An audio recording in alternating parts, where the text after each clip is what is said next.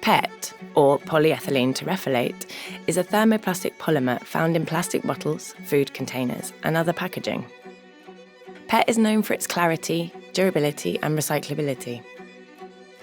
Through recent advances in technology, at Spradling we can now use recycled PET, which is made by shredding, melting, and then remoulding used PET products.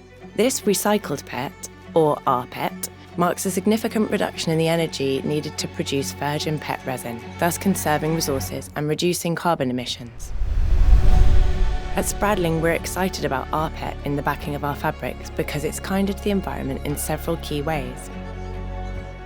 It avoids crude oil extraction, diverts waste from landfills, requires less energy to make, and increases resource efficiency through a circular model.